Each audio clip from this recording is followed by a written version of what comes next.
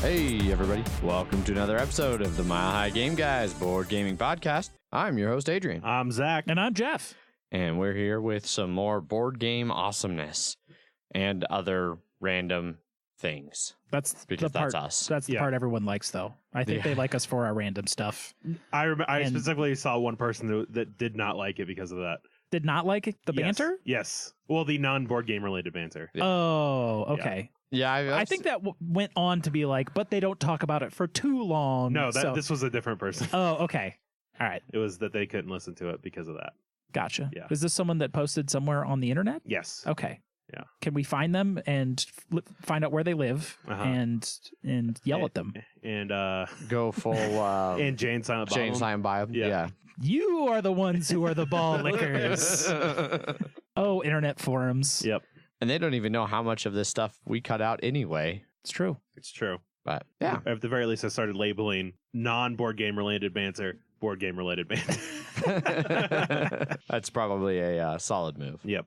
Well, what have you guys been up to? I went snowboarding for the first time this weekend. Yeah, you did. How's your knee? Good today. It sucked on Saturday, the day of, second day of snowboarding. And I jammed a bunch of ibuprofen in my face Sunday, and it was still sucked. And then today it was I was limping a bit, and then took more ibuprofen. It's actually feeling pretty good tonight. There you go. Nice. Yeah. Yeah, so you'll be fine and ready to go here in another couple weeks. You take that ibuprofen, just start rubbing it on your knee. You're like, yeah, just like a mortar pestle kind of thing. Crush all the ibuprofen and then just rub it dry on my knee, and that's you got a very powdery knee. That's all that, like gymnasts, that thing that they powder their hands on. It's Tylenol and Tylenol and ibuprofen. Yep. That's that makes sense. You know, I want to refute that and say it's bullshit, but I don't know enough about gymnasts. I don't know about gymnasts or ibuprofen. I unfortunately didn't get to actually see you snowboard on this one. Megan and I ended up going to a different ski resort where there was more snow. Then we went to the Keystone, and you went to the Arapahoe Basin. Correct. Aha. I've almost always just seen it A-Bay. Yeah, so. commonly A-Bay. I sort of learned how to turn. It's a lot of foot muscles I didn't know existed. Yes. And are you an ambi turner yet? Or I don't know that word yet, clearly. Zach is definitely making things up. Okay, good. No, from Zoolander.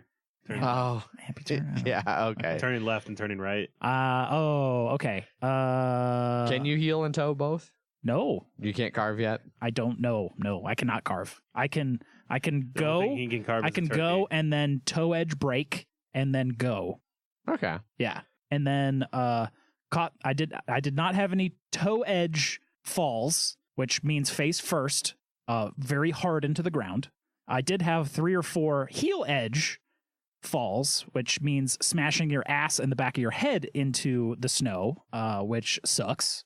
Yeah, those are real bad. But if toe edge would suck worse, because that's your face going into the snow at like full force. Yeah, but you can usually kind of get your arms and catch yourself elbows, a little bit better. Elbow up. I did have a little bit of rug burn on my left elbow, but how'd your knee get so fucked up then? Because I was falling on my knees over and over. Like as I was trying to like toe edge stop, I would fall on my knees as I was leaning forward. Oh, okay. Because I kept looking at my feet like an idiot over and over again, and then it would be like I look at my feet and I'm falling into my face, and so I just kept falling on my knees over and over. Fair enough. It's hard to balance. Yeah, it's hard until it isn't. Yeah, and Ant makes it look effortless. I'm sure. Almost because he's last year he said he was like, yeah, I was 40 runs in before Christmas. Yeah, just wait until you ride with me, and then like because Ant, you can at least be like, well, he's been riding for like 5-6 years. You know, he goes like 40 times before Christmas, and there's me who goes about 20 times a year and has only really snowboarded for 3 years. Mm-hmm. So you're better. Not better than Ant, no. Well, I'm better than. I think Ant has said that he thinks that from where he was at this time for him snowboarding, I'm better. Like I'm on a higher progression track than him. Okay. But I also am not nearly as crazy as Ant, so like I don't want to like necessarily make it to his current level. Like I'm pretty happy where I am. There's a few tricks I want to add into my snowboarding and things like that, but I feel comfortable jumping. I can turn really well. I can ride switch a little bit. That's the main thing I want to improve right now is my switch riding. And I can do 180s. various other little jump tricks, and I feel pretty good about that. I feel if I tried to do any of that, I would catch the edge and immediately fall hard. Oh, I still do it all the time. Okay. Or like when I was going, so Megan and I, we went in our first like big run down. There was a kicker, which for those of you who aren't snowboarders, a kicker, and Jeff for you, so you'll know when Dan's like, oh, hey, I'm going to go hit that kicker. It's like when snow gets piled up in such a way and kind of packed down that it makes a natural ramp, like right there on the run. That's not like a built ramp. Yeah. And I went and hucked it off of one of those going pretty quick. And I figured like usually the landings of places like that are really packed down because people are like launching up in the air and then coming down and landing with some force. And so it's packed down. Mm-hmm. It wasn't. It was very soft. And I came down a little front heavy. And so the front of my snowboard dug into the snow and I just cartwheeled. But I made it look good because I cartwheeled and then came right back up on my snowboard and just kind of rode away. And it was like, meant to do that. That was a cartwheel landing. I'm sure. Yeah. Yeah. The couple times I ate shit, it would probably looked funny to everyone else. I just remember falling in pain and then my board going directions and then me stopping. Yeah. Yeah, no, I've had some hellacious wipeouts. I had one, I was hauling ass. I was trying to keep up with Ant when he was like trying to set speed records. And I think the fastest he's gone is like 68, 70 miles an hour. Or I don't think crazy. he quite got to 70s. He got into the 60s for sure. Yeah. But I was trying to keep up and I caught my heel edge, but luckily it didn't like super whip me down. Like it was more like I kind of washed out. Like my board went out from under me rather than my board catching. And I slid probably 200 feet on my back, like down this steep, icy slope, like trying to get something to catch. Yeah. Wasn't any good. No, that doesn't sound fun. Yeah, snowboarding's a lot of fun. It's one of my favorite things. It's exhausting. Right up there with board games. Yes. Yes, it is. Especially at altitude. Yep. But you'll get used to all that. Yeah. Because you got a full pass, right? So you're not limited to like a few days. No. Good. Yeah. Epic pass. Sweet. So yeah, snowboarding. Whole lot of fun. It hurts. It does. Your left knee specifically. Maybe I'll post the picture of the bruise that's on my knee. Definitely should. It's pretty epic. In another little like online thing where somebody, like I think it might have been, I don't know, remember if it was Slack channel or BGG Guild or something. Somebody mentioned that they actually liked hearing me talk about sports occasionally. The Broncos continue to lose. Didn't even watch the game. Yeah, I was playing. I played board games, never even turned the game on. Pretty much entirely forgot about it.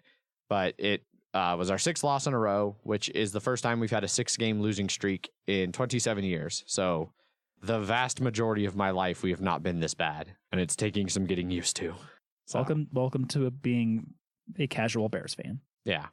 Or Browns fan, or Bungles fan, or Bungles, the Bengals, or Jags fan, or a Raiders fan, or a lot of other teams that aren't always super great. Yeah.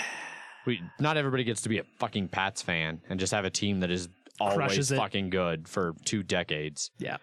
That's why everyone hates them. They haven't been good for 2 decades. That's not been that long. That's why everyone hates them. Correct. Everybody forgets the Patriots used to be really, really bad. That's the sports update. The Broncos still suck. I'm still pretty bitter about it. Yep. And rightfully so. Correct. Zach, have you been up to anything interesting while we were snowboarding and ignoring football? I was lifting and I helped somebody put a bag into my car at DIA and I rolled my ankle. That's pretty much all that happened. I remember you were still picking asphalt out of your leg or something. Out of my jeans. Yes. So that's about it. That's it. Yeah. Sounds exciting. What? Anyhow, let's move on to some board games since that's what people are supposedly here for. Supposedly. Those aren't the fun people. Yeah. They're just our fans. Yeah. Zach, what board games have you been playing? At game night, Paul, friend of the show. Bullshit Paul, sorry. Correct. Yeah, I didn't know which one you were The honorific is important. Yes, it is, yeah. He got his copy of Food Truck Champion from Kickstarter. Okay. And so it was me, him, and Bob. Food Truck Champion was made by Kickstarter? Yeah. Okay. Developed and they're like, let's try our hands at this. Yeah. Makes us a lot of money. I guess we should make one. Yeah. Everyone else is doing it. Why can't we? Yeah. But it was done by Daily Magic Games. And so it basically has, from what I've heard, a re-implementation of Glory to Rome. Yes. In this one, we're all competing food trucks and we're trying to make food dishes for points. Okay. It takes basically it's a card driven game and all of the cards are like they're multi-purpose. So they have like on the top they have the word driver on it, and so they have occupations up there. On the bottom they have different types of ingredients, so like vegetables, meat, seasoning, Then you also have in the center, you have whatever the dish is, which is usually dishes are made through a combination of ingredients. And so basically you're playing a card. So usually on your turn, you can you play a card from your hand to basically do one of the occupations. So if it's a driver, you can move ingredients from this like grid of cards in front of everybody, this communal grid. You can move it into your freezer, or if you're doing the cashier, you can move one of those cards into your orders. Or if you are doing the prep cook, you can move food from your fridge to an order. Okay.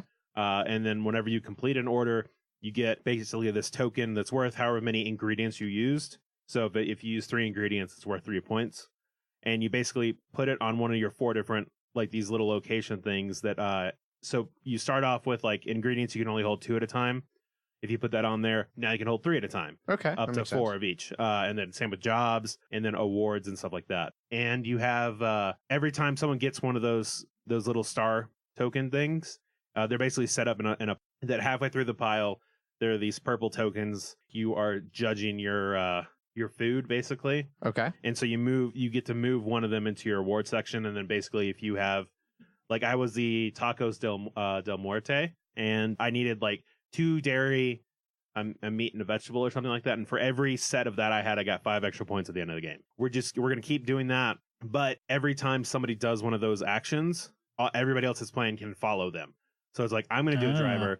And if you have a driver card in your hand, then that lets you follow that driver action. But if you also have in an occupation, you have a driver, you can just follow it for free. Okay. But that means that if you have a driver occupation and you have a driver card in your hand, you can do 2 of them. Okay. And so it's all about, trying to play off of other people. And it was a lot of fun. It took a little bit longer than I'd like, but I think that was partially game night plus learning. But I think it still took like an hour and 20 minutes or something like that. Which doesn't seem too bad. No. Especially game night and learning. Yeah. Also with the heat literally blasting down on you the whole time you were playing. But it definitely feels like a game that should be like under an hour. But I think that like in normal plays it would be. Okay. But it was a good amount. It had a lot of interaction because you're playing off of other people, just like Tiny Epic Galaxy style. Okay. But I enjoyed that. And also I played another game of Rhino Hero Super Battle, which, speaking of the heat blasting, the heat was off for a while, and then so we decided to start playing this, and we forgot that the heat was there halfway through our tower building phase. Halfway through the game, the air turns on, and all of a sudden the tower starts shaking slightly, wobbling a little, and a heavy wind. And so every time it was somebody's turn, they're always just like, oh God, is this going to be the time when it finally collapses? And after about 10 minutes, it happened to collapse on Paul's turn. It was just time. Yeah. We all wanted to collapse on Bob's turn because he was the leader at the time. And we're like, come on, Bob. But no, it just shook. And then on Paul's turn, he was like getting ready to put one in. And then the entire thing just collapsed. Without even touching it. Yeah, without even touching it. It was like, yep. The wind hit it just right. Yeah. But it brought a lot of tension to the game that was really great. An extra level of tension. Yes. Just like nice breeze coming out of the heater. Yep. Also the heat. Yes. The constant heat on every player. Yeah. So yeah, that's basically what I've been playing. Right on. At game night, I taught Skye to some new players, which went really well. I think Skye, we reviewed it. I continue to think it's an awesome game. I love all the variability and setup and gameplay that leads to each game feeling unique while still feeling like Skye. I really like that. I'm looking forward to the expansion a lot. Yes, I really want to get that. Then I played a game that was interesting. It's called, I believe, The Farmers. Was this a game someone brought, or was this a game that they just had on the shelves? It was definitely a game that somebody brought. They'd found it at like a thrift store for like $6 or $7, and they were like, "Oh yeah, sure, why not?" So this game is originally from 1979. And the board, at first glance, is very reminiscent of Monopoly. It's got 10 spaces along each side and a big, border and then big square corners. But the middle of the board's a little bit different. It's actually divided up into like territory, like farms. So everybody has their own little farm area. And they've got, instead of like cardboard chits or things, they're vinyl stickers that like actually stick to the board. Like, It was really weird. So the game starts off. It's currently like 4.5 stars on Amazon. Yeah, it's I mean, so I sat Weird. down expecting this to be garbage. Like, you roll one die to move around that out, like it's a roll and move going around that outside border like Monopoly, but instead of Monopoly, you only roll one die at a time. And you don't, unlike Monopoly, you're not buying the individual spaces. They're just like what happens on your turn. And as you move around the board, a full revolution around the board represents 1 year. So like if you land, as you come around, you move through like the planting phase into the harvest phase. And when you land on a harvest space, you get to harvest your crops based on what you've purchased and got planted during the planting phase. And so then you roll die, and there's a table that's based on how many crops you have and what you roll, how much money you get. And you can take out loans, and it was weird. One of the most interesting things about it is like the end game. There's no end game trigger. Like, just at some point, somebody is like, I think I'm going to win. I choose to call an audit. And so when they complete their turn around the board, when they get back to that starting space, then the game just immediately ends and everybody tallies up their assets, and whoever has the most assets wins. Weird. Yeah, the rule book's fantastic because like apparently, so like it even says on the box here, like the game invented on the seat of a tractor. Like apparently this was like some farmer and his accountant wife or statistician wife made this game. And so the rule book is filled with all kinds of things like, you know, like for the end game when it talks about like whoever has the most money wins. But anybody who made over $125,000 is now a full-time farmer because you start the game as just a weekend farmer. Oh, gotcha. You know, and so you have to earn up to $125,000 to become a full-time farmer. Ah. And it was shockingly not terrible. Shockingly not bad. Like was it because you had literally no choice? 100. Okay. It was. Yes, you had almost no. I mean, there were still choices. Like, you know, I chose to take loans at certain times to buy equipment and things that could potentially have paid off. And like, there was interesting decisions like between whether you wanted to go. So like the really base thing was, I think, grain is your most basic, and it has 4 harvests around the board, but it also pays out the least. Whereas like cattle pays out the most, but it's only one narrow, like 3 space section of the board that you can miss. And if you pass a harvest and don't land in it, you don't get to do it. Which, I mean, thematically doesn't necessarily make sense. Like, oh, I have all this crops, but I'm just not going to harvest it this year. I'm just going to skip that harvest. Yeah. I'll just get them next year.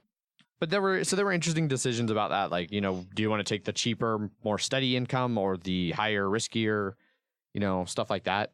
It definitely helped that I had 0 expectations going into this game. Gotcha. And the fact that you could literally, like, in the first round be like, I'm going to call an audit. And then just when whoever calls the audit finishes their full turn around the board, which, I mean, it's 40 spaces rolling 1 die at a time, so it can still take a little while. But then the game's over. So you don't get stuck into a 5-hour game of this if you don't want to. But it was interesting. Or you could. Just no one ever says, I want an audit, and it just keeps going. Oh, yeah. I mean, going. this game could play for forever then. Literally. Until you run out of money. I guess. Make your own. It was funny. It said in the back of the book, you know, it included paper money, but you could play with real coin if you felt like it. And I was like, this is a game where like your goal is to get over $125,000. Like, who are they anticipating is playing this game with real money? And then everybody brings it, so there's like $500,000 on the table, and then someone's like, "All right, well, it's time to rob all of you now." It's Yep. World Series of Poker level money right there. Correct. Yeah. So it is not rated highly on BGG, despite its high ratings on Amazon. It's a 5.8 on BGG, but it's That's like still higher than I'd expect. It's over. I think its family rating is actually pretty. Its family rating is 1,300, Which is, I mean, what are there? 18 million games on Board Game Geek. So it's like 95,000 or something. Yeah, like that. I mean, 60,000, something like that. yeah, it's in the top, 20-ish%. But I would definitely play it again under the right circumstances. One of those circumstances being access to copious amounts of liquor. Like, I would need a lot of alcohol. Like, next time I play this game, I want to get shit-faced. Shit-faced. So, but it was interesting. Speaking of getting shit-faced, at the condo, I played some Dungeons and Dragons 4th edition. Yeah, you did. While drinking heavily. So the snowboard condo that we have a D&D campaign that Ant is wanting to run and get through. a bunch of more combat-oriented situations. He wants the game to basically be Diablo 3, the D&D campaign. Just lots of dungeon smash / loot. On Friday night, after we were done snowboarding and going to play fancy breweries like Broken Compass and sweet dinner places like The Dam, which has the most punny beer names I've ever seen, like The Dam Lager. Nice. I liked it.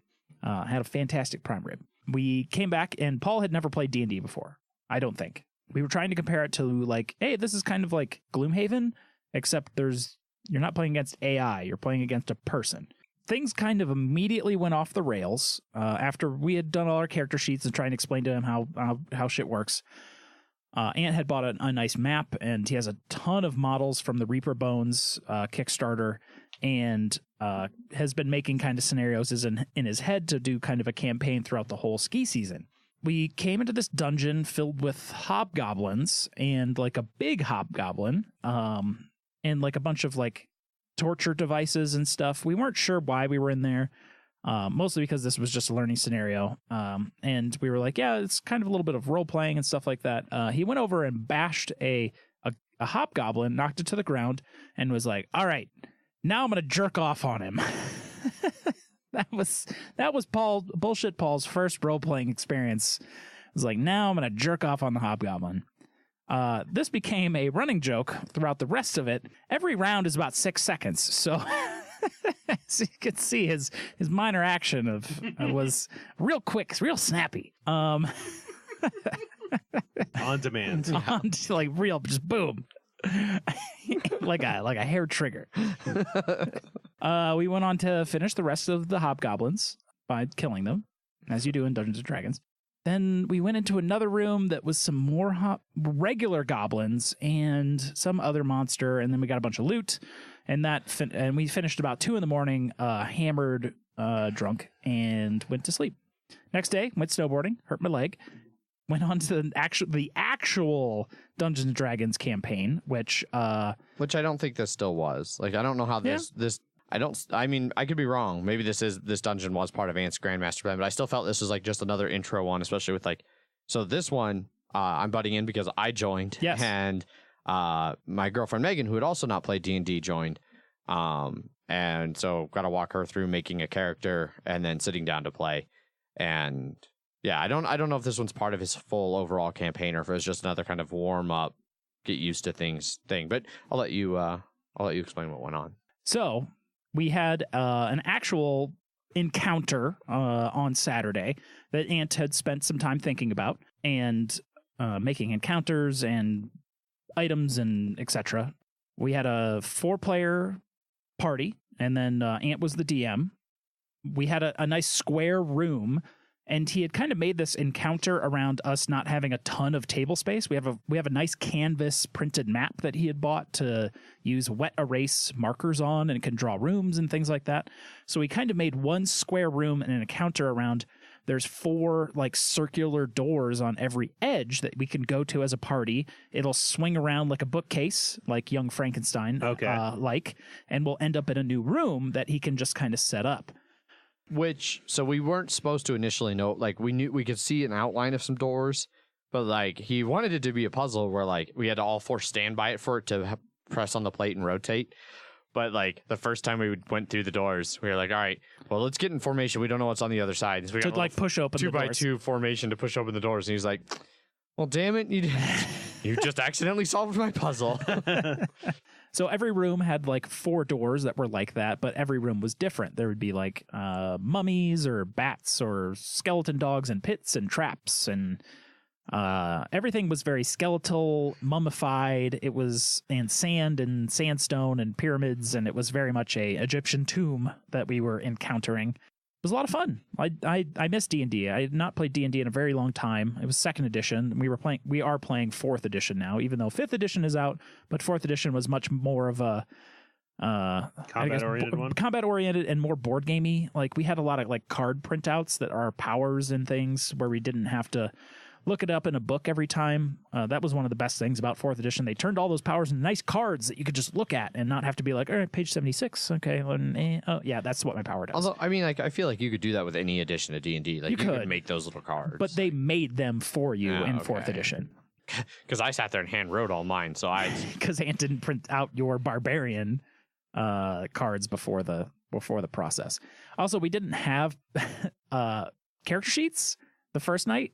We had to hand write our character sheets because we couldn't find somewhere to like print out character sheets in Keystone or Dylan. Yeah. And he forgot to print them out. Yeah, so you guys had some really janky hand-scrawled character sheets. All of our equipment and everything. It was impressive.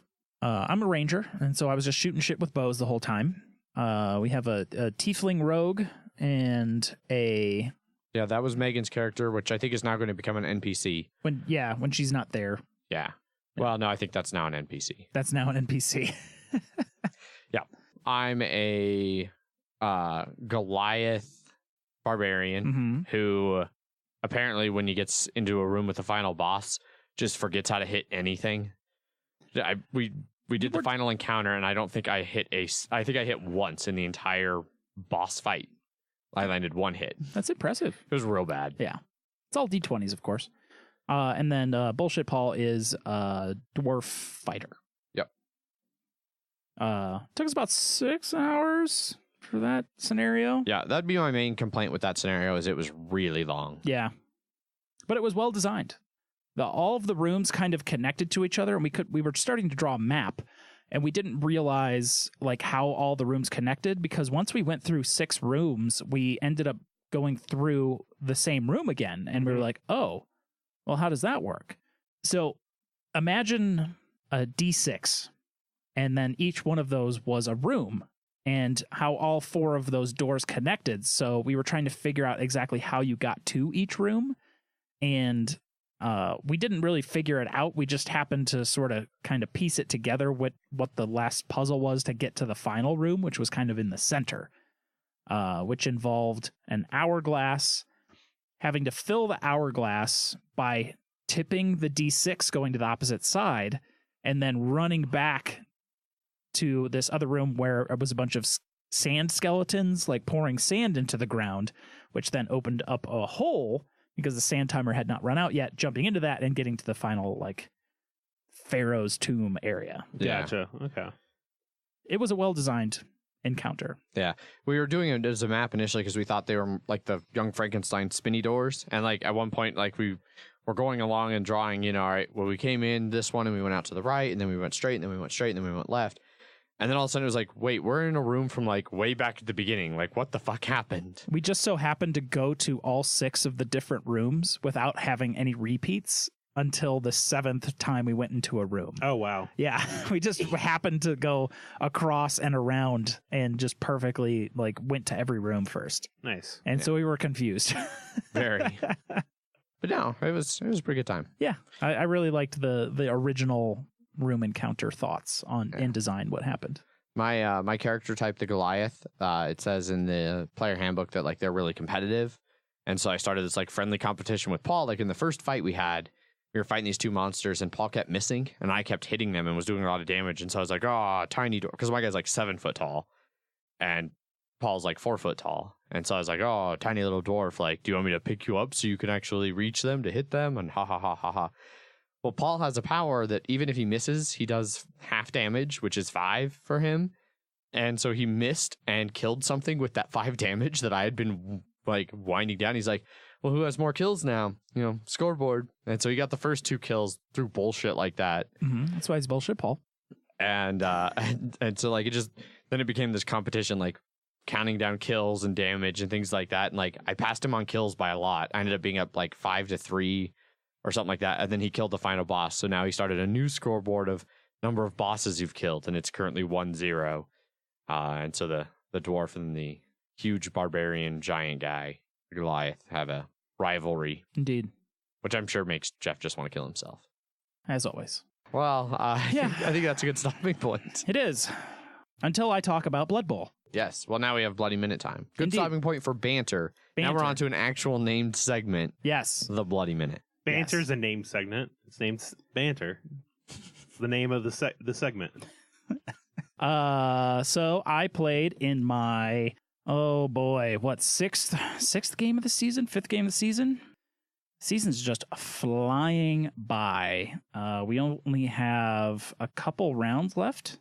This game was the War Bosses, my team of orcs, versus the Pumpkin Dance Squad. Guy Tom, that's been playing in our league for quite some time. He was going to get some inducements. He decided to mercenary. He's playing Wood Elves. He decided to mercenary a Treeman. Treeman is a big guy. It's got strength 6, one of the highest strengths in the game. Strength 7 is like the star player Treeman.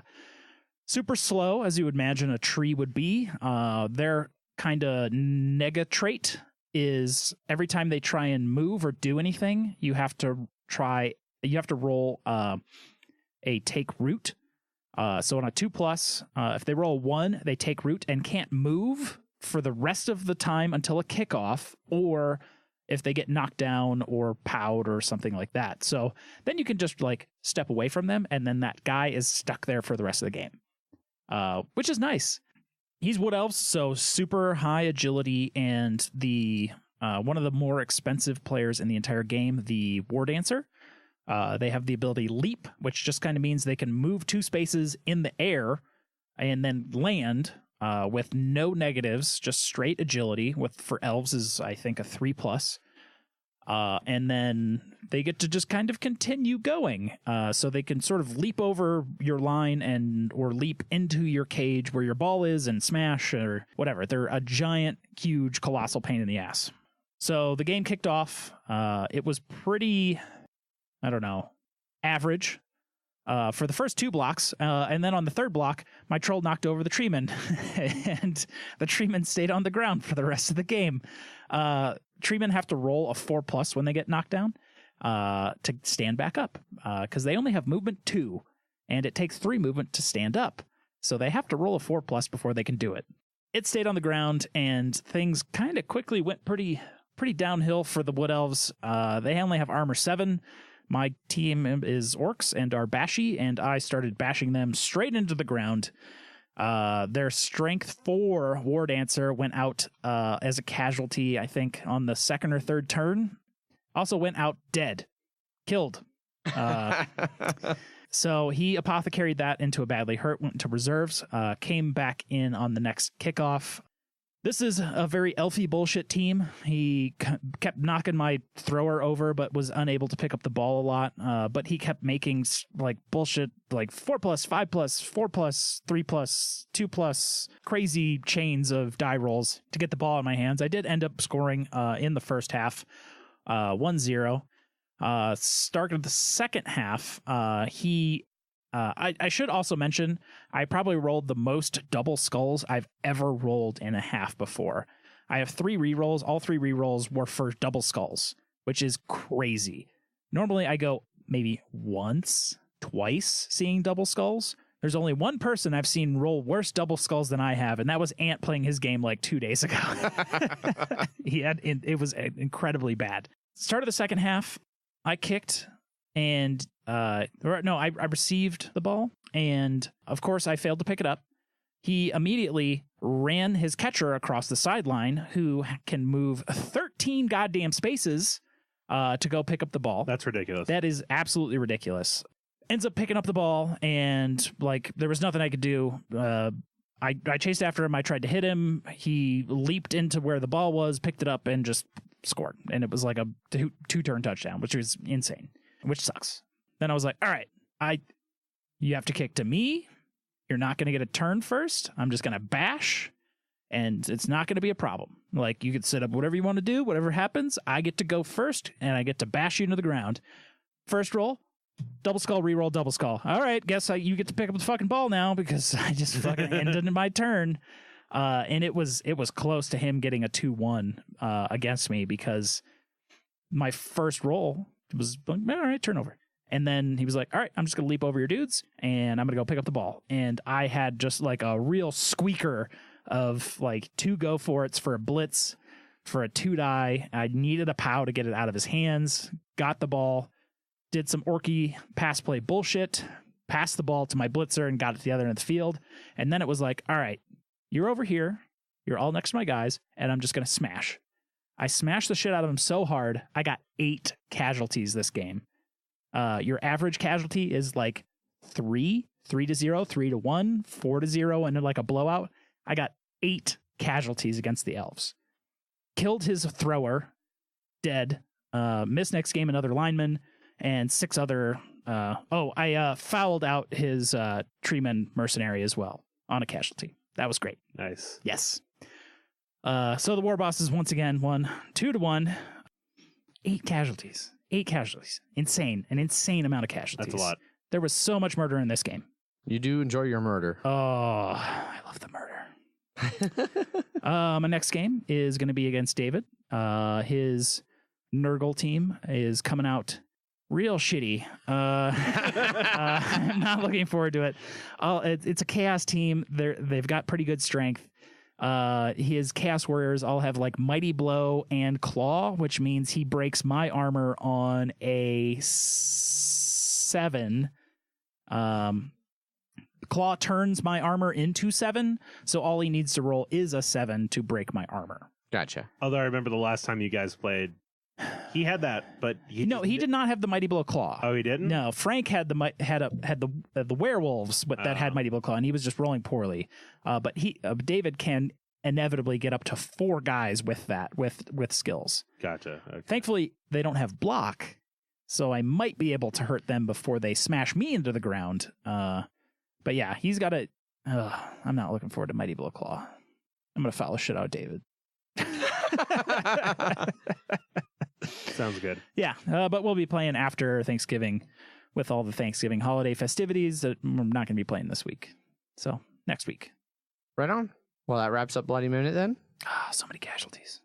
That was so good. Yeah. What do we do now? I don't. News and Kickstarter. Oh, news and Kickstarters.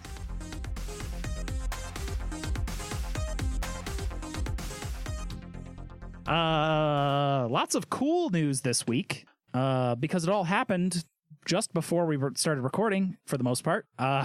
The first thing up in news, which Zach is ultra excited about, is Betrayal Legacy. Yeah, it's basically Betrayal at House on the Hill with Legacy. Yeah. Full stop. And they tried to do this a little bit with the like secret end, like the 100th scenario or whatever in The Widow's Walk? Yeah, in Widow's Walk, where you went over like 12 months of like scenarios or something like that. I haven't played that. I have not either. Yeah, there is in Widow's Walk some vague but you could scenario based. You could only unlock that scenario by just randomly getting some other ones that would unlock the legacy scenario. Oh, yeah, I guess is how it was supposed to work. They were like, "Don't read this." I guess this is spoilers, but it was stupid. So who gives a fuck? And you could just play the legacy scenario. Yeah. Where it was like every turn was a month or every round was a month or something like that. And you'd have to survive like 12 rounds. Okay. Yeah. Yeah. I vaguely remember reading it, but. So I know when I first heard about this, I was like, oh, that's really awesome. I'm curious how they're going to do it. Like, is it going to be where each time you play is like a game of Betrayal where all the things happen, like a haunt's revealed in the middle of the game, the haunt's resolved, and that's the end of the game, and then like somehow some things carry over? Or is it going to be like it's one just really prolonged haunt that has like predetermined stop points? Like maybe the first one is, hey, you're just kind of exploring the house a little bit, getting used to some mechanics. You maybe there's like some kind of conflict, so you have a little bit of a fight, and then the first ends, and then the next one picks up, and now like, ooh, the haunts are starting to happen, and then like, oh shit, there's the like. I wasn't sure what the progression was gonna be. I'm still not 100% positive, but they do say here. Yeah, it's a 13 chapter story that will take place over multiple decades. Yeah, including like kids of people are like the characters will age, but then also you can like they might introduce like kids of former characters. Players represent families with specific members of a family participating in one story, then perhaps an older version of those characters, assuming they lived, or their descendants showing up in later stories. So. Why would people keep exploring a haunted mansion for decade after decade, they ask, especially when horrible things happen there?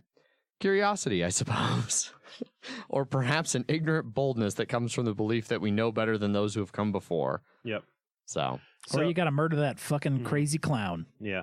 So, like, one of the things that really made me interested on this one is, one, Rob Davro, he helped with the original Betrayal in 2004. But then also, I feel like the best Legacy games so far have been the ones where they have been part of a previously established game. Yeah. And so, assuming that this can actually bring some focus to Betrayal, because I think that's if it can bring focus to Betrayal, I think it would be really good for it. Yeah.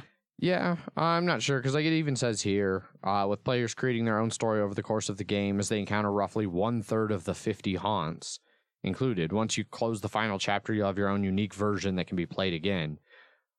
So, I don't know if, something about the way that this, I don't know how much different it's going to feel than regular Betrayal at the House on the Hill. If there's 50 different haunts and, I'm also curious, that seems really shitty if you're only going to see 1/3 of the 50. There's a lot of stuff you might just never see. There's a little bit in, Pandemic and Risk Legacies and Seafall, but not a whole lot, not 2/3 of the game. That seems maybe a little excessive to me. I don't know. Seems interesting to me. I'm definitely interested. Definitely interested.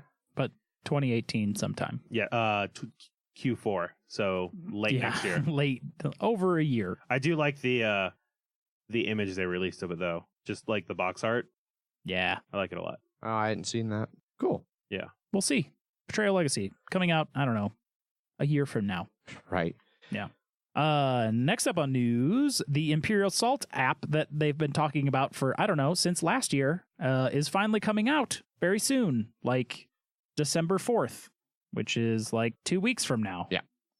I wish it was sooner because, man, I really want to start playing my Imperial Assault. I'll have to get my minis back from Bob. Hopefully they're painted. And if not, then, oh well. Oh, well. But yeah, so they did this with Descent, and then they did it again similarly with Mansions of Madness. With a whole game built around it. Yeah. Instead of building up to the app.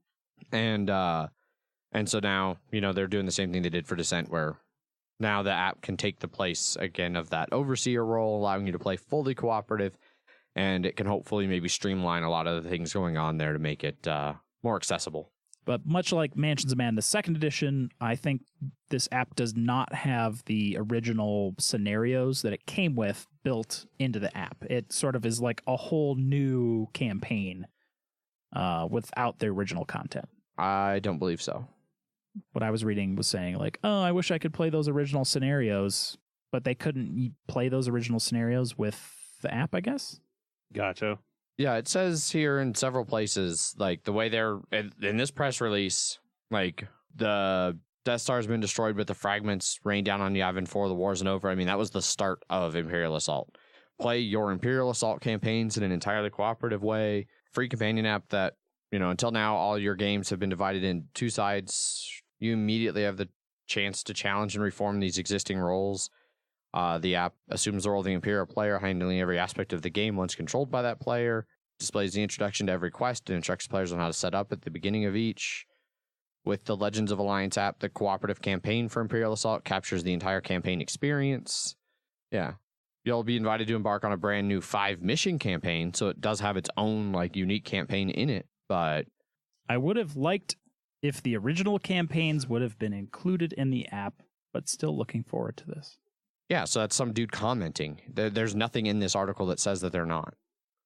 So I don't know where he got that. I don't know what he's talking about. I think it's because the Descent app didn't have a lot of the original campaign stuff in it. Maybe. Yeah. Yeah, reading through the Fantasy Flight press release, I don't see it. It does not appear to me that it wouldn't. Well, I mean, this line might be what he was referring to. As we mentioned above, Legends of the Alliance and its cooperative campaign experience are not intended to replace the traditional campaign for Imperial Assault. But I think it just means if you want to play fully co-op, you can, but you should, it's the same thing with the Descent app. A lot of people still think Descent's better with a player controlling. I do believe the reason they wanted this app is because I believe the Descent sales went up double, quadruple once this app came out. They went up quite a bit. Yeah. And I think some people were thinking that it took so long for this app to come out for Imperial Assault after announcement is because Fantasy Flight was reprinting all of the expansions to release with the app. So you can get all of that expansion content with the app coming out, which is probably going to be like they're about to start printing some fucking money. Yeah. Oh, yeah. So here's a little thing that was off on the sidebar. What about traditional campaigns in the skirmish game? Legends of the Alliance was not designed to replace the traditional campaign or the skirmish game for Imperial Assault. Instead, all three variants will continue to exist side by side, providing separate play experiences for players to enjoy. Mm-hmm. I don't think that still to me doesn't necessarily sound like you can't use it with the original campaign to take the place of the Imperial player. Like, okay. I don't know. Maybe. Well, we'll find out see. for sure in 2 weeks. Yep. Because I'll definitely pick it up because I have Imperial Assault and I'll probably play some solo runs through or try to get some couple people over to run through and see how it does. I know Ant wants to play up with the condo too. Oh, right on. Yeah. All right. That's Imperial Assault app. Yeah. Printing money, top to bottom. Next up in news, real quick, Twilight Imperium, 4th edition. It's out. Yep. You can buy it. Speaking of printing money. Yeah. We've played it at least once and keep trying to play it again over weekends, and then we're all like, we're busy and we can't spend 10 hours doing this again. Yep. Yeah. But if you want to buy it, you too can buy it. Yeah. Shut Up and Sit Down did a really good review of it. I saw that recently. Yeah. Yeah. And it was really good. We enjoyed our play of it a whole lot. Mhm. I think that it can very easily replace TI3. It's distilled everything that's awesome about Twilight Imperium with all the expansions down to all of the best parts. Yep. I agree. Minus the Distant Suns. Yes. Yeah. Distant Suns are cool. Well, like you said, it's a distilled down version. Mhm. Like, yeah, it doesn't have everything. I know. But Like, pretty much that's the only thing that I it doesn't have ambassadors, and I'll take no Distant Suns to not have the ambassadors. Yeah. So yeah, I thought it felt very well contained as one game. Well, when I was playing, I didn't miss the ambassadors or anything like that. It was the only thing I missed was the distance. I didn't miss it for a second. Yeah. So You always hated them. take it. I Take it. didn't or leave always it. hate them. You always hated them. Always. 100%. I have problems with them. I don't hate them. You despise. You random hating. They're like dice rolls. Yeah. Another tiny news bit. So there's that new season of The Punisher. It's a Marvel TV show. It's on Netflix. But there was a quick shot of board games on a shelf that were absolutely hilarious. They're all like pun versions of existing games. Yeah. The only problem I had is they were all still pretty much like typical family generic games. There weren't many modern good game puns that I noticed. But the ones that were there were still really good. Steve, the home edition. Don't break the water. Mom, drop the DIC. It trails off into the distance. I think it might supposed to be dice, like Mom dropped the dice, but it could just be Dick. It also. could be. Well, that's what I imagine. That's Yeah. what we all hope. Hangry hippos? Nope. Nope, rhinos. Yeah. Hangry rhinos. On the very far side, you can barely make out like the neurotic family's favorite game, and like it looks like it's Autopsy Or which, Biopsy, one of the two. Biopsy, which Yeah. it's definitely an operation joke there. So There's Glue Factory. Yes, Glue Factory. Some clear Rick and Morty references, like "Show me what you got," the game of pop stardom. Yep. And personal space. How will you retain yours? Some clear. You can't quite make out what it is. It's like the Milton Bradley logo, but it's IJ. I wish these had like clear production pictures, shots, like some dude on the set being like, "Look at all these fucking awesome board games we just made fake boxes for." right. I haven't watched the new Punisher, but I also have a lot to catch up on. I'm about to start episode 4, and so far I'm really enjoying it. It's good. I have a lot of Marvel TV to catch up on. I think Jessica Jones was the last one I watched. Oh, yeah. Oh yeah, you got a lot to catch Like up Daredevil season 2, Luke Cage, Iron Fist. on. Defenders. When Iron Fist came out and was super disappointing, I just sort of felt like I don't even want to watch anymore. Iron Fist is my favorite, and it sucked. I don't know. I haven't watched Iron Fist or Defenders, yeah. Defenders was good. Defenders made Danny Rand better. Like, the best thing about Defenders was how none of the rest of the crew took any of Danny's whiny, rich white boy bullshit. They were just like, dude, fuck off. Like, fuck you. Yeah. But it was still really good. Next up, Kickstarters. Like we do after news every time. Unless we do them first. Unless we do it first. I don't know. But both of these things happen. That's true. First up on Kickstarters is Museum. About halfway funded, 23,000 of its $41,000 goal. About 430 backers. 3 weeks left on this one, and a pledge of about $57. Yeah. So this one, I like the art style. First of all, like right out the really gate, great. like the box art looked really good. But basically, this one you are like managing your museum's collection, and so it does kind of an interesting thing where each card has like a value. And then if you want to buy it, you have to discard cards from your hand equal to that value, and they go into your discard pile, but they can still be used, and you can always buy cards out of your discard pile to put in. They're just like in your collection, but then it opens them up for other people to take and use them, which could make for some interesting decisions about like what cards you want to sit by, and like what you want to put into your actual like displays, and what you want to put into your like collection thing in the back. And I don't know. Looks pretty interesting. And they're all real historical objects that you would find in museums around the world. 180 different historical objects. I assume you could research all of these fancy things on your own and learn all kinds of fun stuff. I'd say the worst thing about this Kickstarter is it has... I know the crystal skulls are a real thing, but all it does is remind me of Indiana Jones. Yeah. Yep. I mean, they belong in a museum. That's true. That's one of their Kickstarter exclusive expansions is the crystal skulls. Think about it this way: just wait till retail, and then you won't have to you won't have to worry about it at all. You won't have to. Yeah, just ignore this crystal skull. It just brings up bad memories. It's just. I also wouldn't be surprised if it ends up being significantly less than the $57 plus shipping if you wait for it to come to retail. It's true. It seems a pretty expensive game. Yeah. It's not quite funded yet, so unless you fund it, you might never see it in the first place.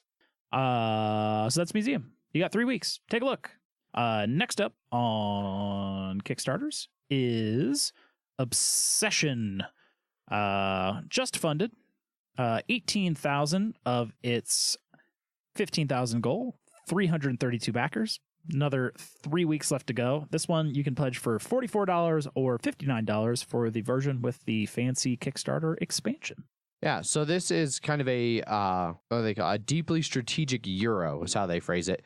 And it's set in Victorian England and uses building tiles to kind of build your estate, servant worker placement, and then some small deck building.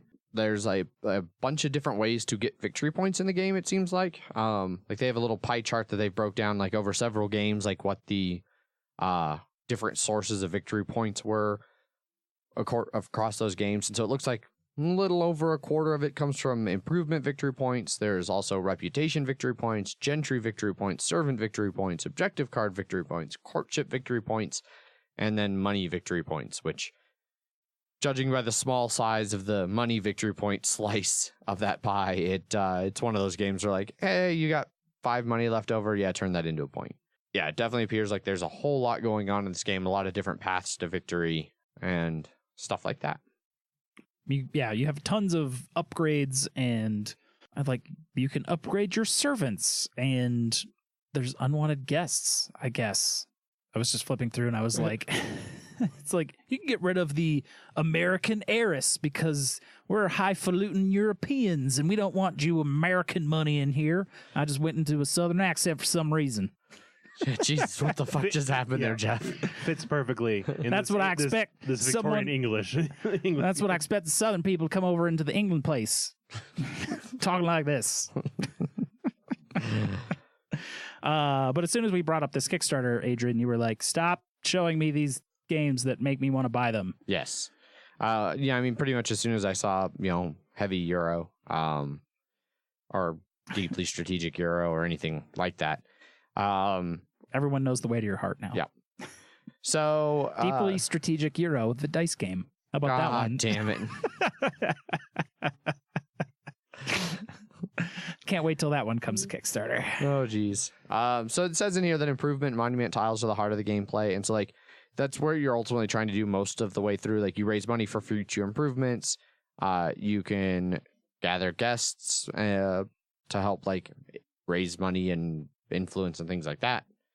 Increase reputation among the local gentry. And train your service staff, like you said, to make them better at doing their actions. Are those like prisoners with jobs? And, I don't think so. I think Okay. this was past the prisoner with job time frame of England, but I'm not sure. Yeah, it's 1840s. You're probably okay.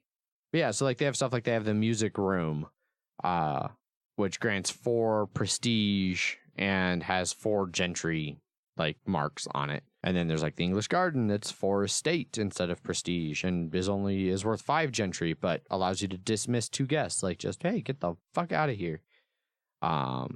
So you're saying it's Downton Abbey, the board game, It's kind of sounds that way. except not World War I era, I guess. Yeah. Is whenever that was. I also have, aside from Knowing what it is. aside from Downton Abbey, like knowing that it's vaguely high society Britishy stuff, I don't know what it is. I have also never watched it.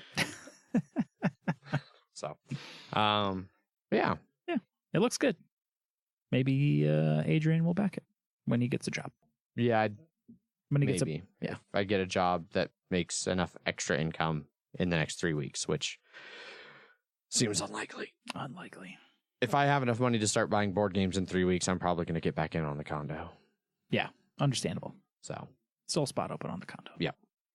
Anyhow, Anyway. that wraps up Obsession. Obsession. Next up on Kickstarters is BoxThrone. Well funded, 172,000 of its 25,000 goal, 800 backers. Another 3 weeks on this one. You can pledge this one for around $79 or somewhere near up to infinity amount of dollars. Just shy of it. Yeah, just shy of infinity. So the main idea behind these shelves is that they're significantly more modular in their design. So instead of like a Kallax from IKEA, which has kind of been like the end-all be-all of board game storage For many years. like, so that one you either stack the games all vertically to where all the components fall to one side of the box and it's a jumbled fucking mess when you open it, or you stack them horizontally, in which case, like, if you want to pull out that bottom box, it can be kind of a pain in the ass, and then boxes can crush them and damage each other. And neither one's super ideal. So these are basically ones that allow you to store all of your games horizontally in their own individual rack, and they're super customizable. So you can have like a big, thick rack for Gloomhaven, and then a real little skinny, narrow rack for something the thickness of, like, I don't know, Monopoly. Or like Card City XL, its box is really thin, The main problem I have with this is it's really expensive. That $79 is for one of these, which is 4 foot tall. Looks like it fits about 1, 2, 3, 4, 5, 6, 7, 8, 9 standard games for $79. Yeah, well, it seems like something you would want to buy a lot of. Like, at the very least, 4. And then also, because you can put the metal racks, like if you have 2 towers, you can put metal racks in between those 2 towers, and that's basically like a third row now. Yeah. So it seems like, unless you're willing to put in a lot of money for those, that's when it seems to be more worth it. Yeah, you definitely probably want to buy in multiples of 2 if possible, so you can get that third middle rack. I can't quite tell looking through this if the board games sit now just on wire racks, or if there's something to lend a little, so they're not just sitting on narrow wire racks. Well, I mean, there's like, is there some kind of like thing that you can set on top of those racks to make them I think they're smoother? all mainly just wire racks. but it's like there's support in the center too. Yeah, Yeah, it's not just like on the edges or anything. Yeah. because they had somewhere they showed like you can do minis, and they had like a Oh yeah, you clear can plastic. you can get like, you can get a clear plastic one for minis and stuff like that Okay. if you want to display things. Miniature displays. Yeah. That's where I keep my Blood Bowl team that's unpainted. Maybe you should get on painting that. It's got 3 colors. But like I said, you can pretty much back this one up to as much money as you could possibly want to put down. Yeah, and they got the shelves have right now 6 different colors, 6 different colors, and the frames have 5 different ones right now. So there's a lot of customization in that as well. Yeah, and they do have metal shelves you can buy for them as well. Sure wish I had money to spend on some sweet ass board game shelves. Right. I guess they'll just have to live under my bed like they currently do. I still definitely am partial to my Calaxes. Yes. They're real nice, and they look more like furniture, nice real furniture. I've burned through like 3 of like those 5x5 Calax shelf things through like breakups and just being like, you get the Calax shelf. I bought 3 of those things and just be like, you gotta fight for them more, man. Yeah, well, I just don't want to transport them across country. Yeah. That's really what it was. Oh, well, that's different then. Yeah. And it's like what for the 5x5 is what, like 180 or something like that. Yeah. So it's like 180 or having to deal with moving that crap. Yeah. Disassembling it. Exactly. Across the country. Yeah. Anyway, so this is potentially a different storage option for you if that's what you're into. And you've got extra money lying around. Correct. Hot money. Hot money. And that's it for Kickstarters. That is it. That was it. Thus wrapping up the entire news and Kickstarter segment. In whatever order I decide that it will be in. Correct. Now comes Jeff's favorite part of the show, This time, where we do emails. Emails at Mile High Game Guys. If you would like to send us some emails, this week we have like 1 email, which is vital. This one comes from Jake, titled "Important Videos" From Draft Mechanic. Yeah, Jake from Draft Mechanic. Titled Important Videos. For your next late night YouTube video marathon, if you haven't seen it already, I highly encourage you to check out this playlist. Jake, also, I'll call you later because you threw your phone number at the bottom of that. Adrian was watching this playlist earlier, and we started probably 15 minutes later because he was just staring at his computer watching all of these, 8-second to minute-long YouTube video playlist things just go by. Yeah. And they're weird as shit. Some of them are really weird. Some of them are hilarious. Just people failing at things. Like there was one that was like a little toddler trying to go down a fireman's pole and just falling onto the ground. It's like, I'm going to falling. There was some of them were really bizarre. And it's like, wait, what the fuck did I just watch? But luckily, there came to a point where there was like 3 in a row that had been removed by YouTube since this list was made, and that like broke the spell. And I was like, okay, I can close this, and we can actually record an episode. Yeah. Otherwise, I might have still been watching. He was like, "Sorry guys, I got to watch this whole thing." Or that's it. So, we'll throw that playlist link in the show notes over there on milehighgameguys.com. So if you want to check out a ridiculous, silly YouTube playlist, you can go for it. Yeah. That's it for emails. That is it for emails. Emails at milehighgameguys.com. If you want to send Jeff an email. Yeah. Even if it's stupid YouTube shit. Yeah. I'll watch it. We did get a nice long message over on Facebook from Matt. He says, "Hey guys, love the podcast. I've recently been binge listening to you as I travel around my country for work. Not even kidding. I've gone from episode 10 to 35 in 2 days. I haven't listened to much of the latest stuff yet, but I will.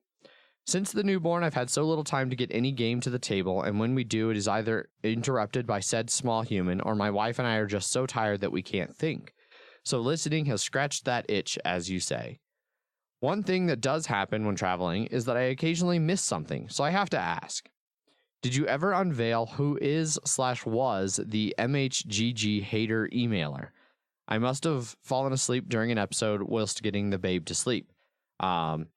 Yes. Yeah, so that was our friend Andrew, who has since been on the show. Spoilers if he hasn't gotten there.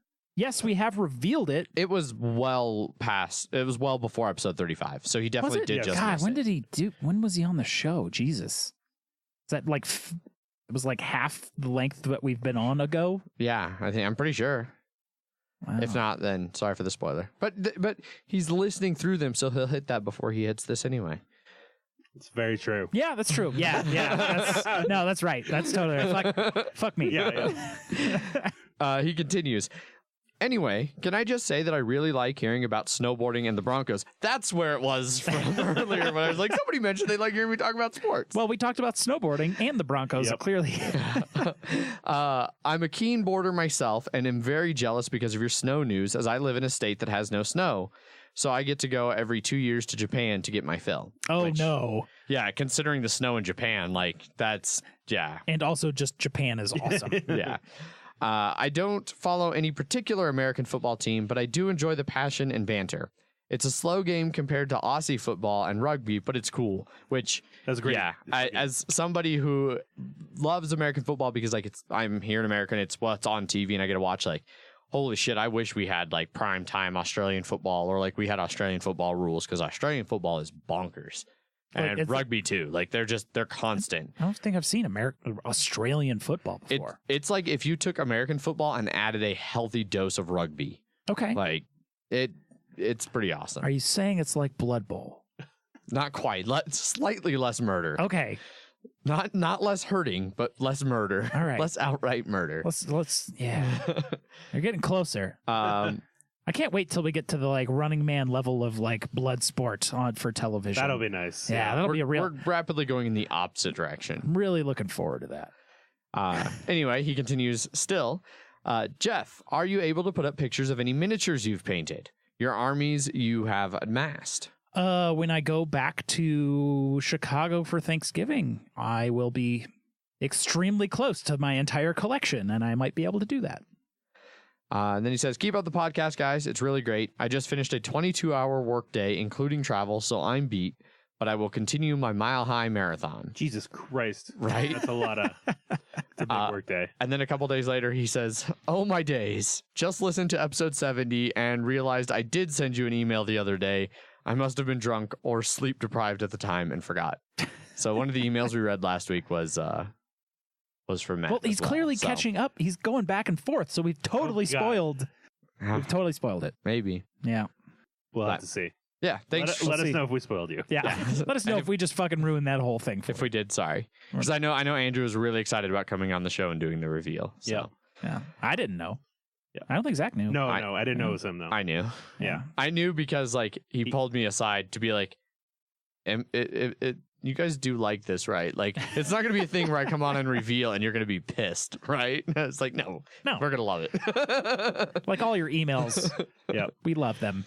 So, but yeah, thanks, Matt, for the awesome message and the email the week before. We really appreciate it. Indeed. And yeah, if you ever make it over stateside, I know it's a long frickin' trip, but Yes. We'd be happy to grab a beer, or if it's the right time of year, I'll go snowboarding with you. Indeed. Guest Um, fees. Yeah. Yeah. So if you want to message us through Facebook, you can find us on Facebook /Mile High Game Guys. We are also on Twitter. I tweet under @MHGameGuys. I am Zach_MHGG. And I'm Jeff_MHGG. And we have a Board Game Geek Guild number 2731, where Zach posts awesome episode discussion posts and other things like that occasionally show up. And so you should go jump over there, subscribe, and check that out. And then finally, since this episode will be coming out on Wednesday the 22nd here in the States, and Thursday the 23rd is our Thanksgiving holiday, we decided that it would be as good a time as any to announce our next giveaway in order to thank all of you awesome listeners and fans for being a part of making all of this show stuff awesome, sending us Facebook messages and emails and BGG responses. So, to thank all of you, we are doing a giveaway of the copy of Lisboa that we received from Eagle Griffin Games. Still completely in shrink, unopened, unpunched, ready to go, and including the Kickstarter upgrade kit. So you get all the extra fancy meeples and pieces and parts and things like that. So, as always with our giveaways, you're going to have 3 different ways to enter, each of which is going to be good for 1 entry into the drawing. And we are going to run this until midnight on December 17th. So, Mountain Standard Time. Yeah, I mean, as long as it's vaguely around midnight, I I guess we don't have deadlines now, do we? I mean, giving herself enough leeway. Yeah. If you beg hard enough after the deadline, within 30 minutes. Yeah. Well, and I know, like, especially, like, you know, with all kinds of bullshit things like daylight savings times not being consistent around the world and varying time zones. And Don't worry, you'll have plenty of excuses to be late, is what Yeah. Adrian is saying. Yep. 2 weeks after the entry, the draw, they're like, It's already shipped off. yeah, can I enter one more time? You can. You won't win, You won't win. but feel free to email us. Yes. Anyhow, so we are going to cut deadlines. The deadline for entries is going to be midnight, December 17th. And that is so that we can announce the winner just prior to Christmas. So it'll be a nice little Merry Christmas, Happy Holidays. Here's a really awesome board game. And we will ship it after Christmas. Yes, and it'll ship after Christmas because Christmas shipping rates are ridiculous. But you'll know before Christmas Yes. that you got a Christmas present. Come later. Yeah. Belated Christmas present. Okay, so on to the ways to enter. So the first way to enter is that you can send us a tweet either to our main account at MHGameGuys, or you can tweet Zach or Jeff. At Zach_MHGG. Jeff_MHGG. And in that tweet, include a discussion topic that you would like to hear us like really Discuss, dive yeah. into and discuss. You know, we're trying to get back into that, but we want to make sure that the things we choose to discuss are the things people actually want to hear about, you know? So Unlike everything else we talk about. unlike everything else that we just don't give a shit. But for discussion topics, long form discussions, we want to make sure you actually like them.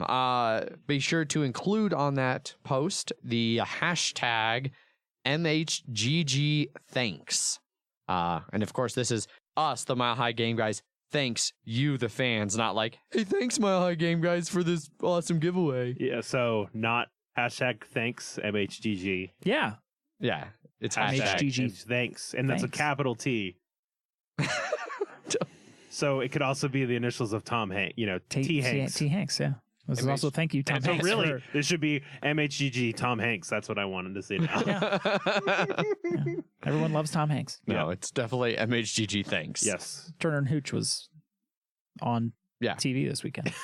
The other way to enter, before Jeff starts going on too much about Turner and Hooch, you can send an email. Emails at milehighgameguys.com. And in that email, we would like to hear about your favorite / Or most more memorable / most ridiculous board game disaster stories. In the spirit of Lisboa being about rebuilding after disaster, we want to hear about board gaming disasters you have experienced. We almost thought of wanting pictures of you burning, drowning, or destroying board games, but we decided not to do that. Yeah, that's sad. That would be sad. The final way to enter is you can jump over to our Board Game Geek Guild, where there will be a thread for the giveaway. And in that thread, you know, we would like you to tell us a little bit about what your local gaming group situation thing is like. We talk a lot about all the people we game with and the Wednesday night game nights that we run here and things like that. We're curious what everybody else's gaming situations are like. Do you have big groups that get together out at bars or breweries or game stores? Do you play at home? Like, we want to hear about your game group. So Yes. jump over to the guild and fill us in so we can get to know you all a little bit better. Not everyone drowns breweries in board gamers, up to 60, 70 people sometimes. So Yeah.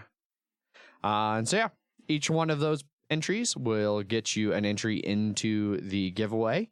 And we'll let that run for a few weeks, like I Yep. said, until December 17th. And then we will announce a winner. So, yeah, if you are interested in receiving a copy of Lisboa from Eagle Griffin Games, designed by Vital Lacerda, feel free to enter.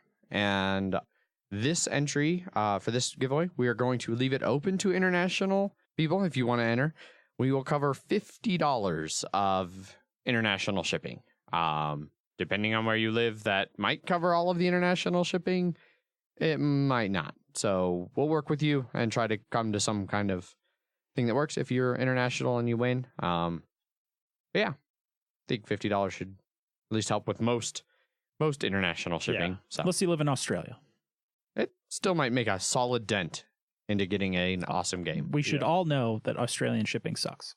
Yeah. Yes. No, I you're- do you- feel really bad for everybody in Australia who ever wants to buy board games. All I ever hear is just how horrible it Yeah. is and expensive. Oh, yeah. Yeah, and then definitely. even things that don't make sense, like digital downloads of video games, are still ludicrously expensive. And it's like, It's like $120. We're what just the gonna charge double. anyhow, Yeah. So go ahead and Enter away. get to entering Yep. And remember, that's until December 17th. at midnight, roughly. Ish. Mountain Standard Time. Ish. Yeah. Yeah. And that pretty much wraps up the episode. So thanks everybody for tuning in. Have a happy Thanksgiving. Those of you in the States who are celebrating Thanksgiving.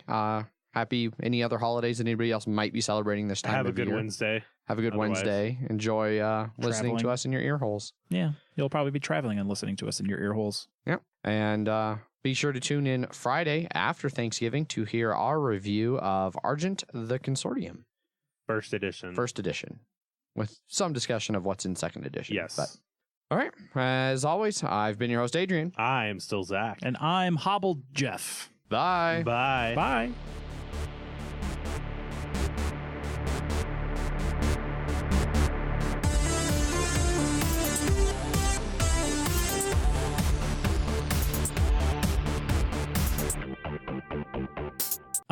So it was an interesting scenario where the map was basically a center. Redo that one. Sorry. What?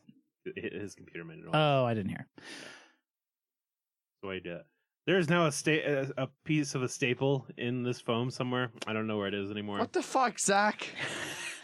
You're just gonna run your hand across it and be like, "And I'm bleeding." No. It's I can't feel it anymore. Meaning that it is now embedded in the It's foam. probably gonna work its way out. Yeah. Just like I hope so. Yeah. Quit ruining my foam thing. No, I was just poking it in and then pulling it out. That's all I was doing. And then once I accidentally poked that's it. why a we bit too can't. far. We need to like get everything out within like arm's reach. You need of to put you. Zach in an isolation booth. It's like one of those quiz booths where they. Sorry, when you guys are on. just fucking talking about snowboarding and football and D&D. and jerking off on hobgoblins. Yeah, I have to entertain myself in some way. Punchboard Media, where we all Bring something to the table. pull up a chair. At punchboardmedia.com.